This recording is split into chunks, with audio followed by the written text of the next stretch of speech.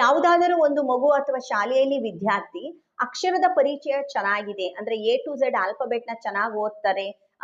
ಕನ್ನಡದ ಆ ಇಂದ ಅಂ ಅಹದವರೆಗೂ ಕಕ್ಕ ಗಗನದಿಂದ ಜ್ಞಾದವರೆಗೂ ಅಕ್ಷರದ ಪರಿಚಯ ಚೆನ್ನಾಗಿದೆ, ಚೆನ್ನಾಗಿ ಓದ್ತಾರೆ.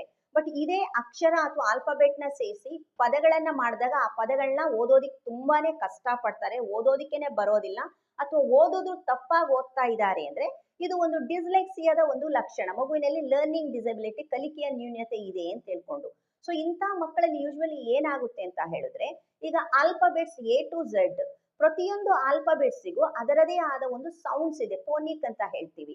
ಎಗೆ ಅ, ಬಿಗೆ ಬ, ಸಿಗೆ ಕ, ಡಿಗೆ ಡ ಅಂತ ಹೇಳ್ಕೊಂಡು. For example B A T different different ಲೆಟರ್ಸ್ಗಳು.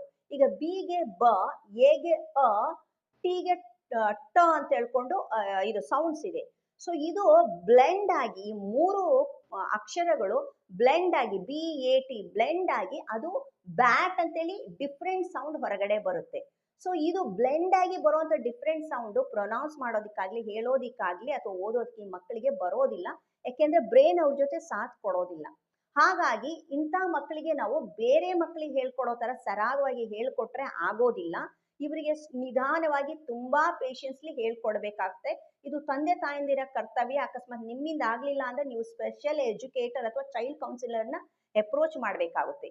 ಇವರಿಗೆ ಮೊದಲು 2 ಲೆಟರಿನ ಪದವನ್ನ ಅಂದ್ರೆ ಈಗ ಆಸ್, ಆಮ್, ಇನ್, ಇಟ್ ಈ ತರ 2 ಅಕ್ಷರದ ಪದ. ಸೊ ಅದರಲ್ಲಿ ತುಂಬಾ ತರೋ ಆದ ನಂತರ 3 ಅಕ್ಷರದ ಪದಗಳು ಮ್ಯಾಟ್, ಪ್ಯಾಟ್, ಪಾಟ್, ಬ್ಯಾಟ್ ಈ ತರ ಎಲ್ಲ. ಸೊ ಅಂತ ಹೇಳಿದ್ರೆ ಸೌಂಡ್ ವಿತ್ ದ ಸೌಂಡ್ ಹೇಗೆ ಅದನ್ನ ಬ್ಲೆಂಡ್ ಮಾಡೋದು, ಬ್ಲೆಂಡ್ ಮಾಡಿದ ನಂತರ ಬರುವಂತ ಡಿಫ್ರೆಂಟ್ ಸೌಂಡ್, ಈ ತರ ಎಲ್ಲ ನಿಧಾನವಾಗಿ ಹೇಳ್ಕೊಡ್ಬೇಕು. ಯಾಕಂದ್ರೆ ಅವರಿಗೆ ನಿಧಾನವಾಗಿ ಬೈದಲೆ ಅಥವಾ ಯಾವುದೇ ರೀತಿಯ ಇಮೋಷನ್ಸ್ ನ ನೀವು ಅವ್ರ ಮೇಲೆ ಎಕ್ಸ್ಪ್ರೆಸ್ ಮಾಡ್ದಲೆ ನೀವು ಅವ್ರಿಗೆ ಬೈತಾ ಇದ್ರೆ ಅವ್ರು ಇನ್ನೂ ಸ್ಟ್ರೆಸ್ ಲೆವೆಲ್ ಜಾಸ್ತಿ ಆಗಿ ಯಾವುದು ಅವ್ರ ತಲೆಗೆ ಹೋಗೋದಿಲ್ಲ. ಹಾಗಾಗಿ ಪೇರೆಂಟ್ಸ್ ನೀವು ತುಂಬಾ ಪೇಷನ್ಸ್ ಆಗಿರ್ಬೇಕು ಇಲ್ಲಿ. ಮತ್ತೆ ಇಲ್ಲಿ ನಾವು ಟೀಚರ್ಸ್ ಗಳಿಂದ ಎಕ್ಸ್ಪೆಕ್ಟ್ ಮಾಡೋದಕ್ಕೆ ಆಗೋದಿಲ್ಲ. ಯಾಕೆ ಅಂದ್ರೆ ಟೀಚರ್ಸ್ ಗಳಿಗೆ ಆ ಒಂದು 40 ಮಿನಿಟ್ ನಲ್ಲಿ ಅವ್ರಿಗೆ ಅಸೈನ್ ಮಾಡಿರೋ ಆ ಟಾಪಿಕ್ ನ ತುಂಬ ಒಂದು 50, 50, 60 ಮಕ್ಕಳಿಗೆ ಕಲ್ಸ್ಕೊಡ್ಬೇಕಾಗುತ್ತೆ. ಹಾಗಾಗಿ ಸೊ ಅವರಿಂದ ಎಷ್ಟಾಗುತ್ತೆ ಅಷ್ಟು ಅವರು ಮಾಡ್ತಾ ಇದ್ದಾರೆ. ಜಾಸ್ತಿ ನಾವು ಫೋರ್ಸ್ ಮಾಡೋದಕ್ಕೆ ಆಗೋದಿಲ್ಲ. ಪ್ಲಸ್ ಅವರಿಂದ ಇದು ನಾಟ್ ಪಾಸಿಬಲ್. ಯಾಕೆಂತ ಹೇಳಿದ್ರೆ ಇಲ್ಲಿ ತುಂಬಾ ಪೇಷನ್ಸ್ ಬೇಕಾ, ನೀವು ಟೈಮ್ ಕನ್ಸ್ಯೂಮಿಂಗ್.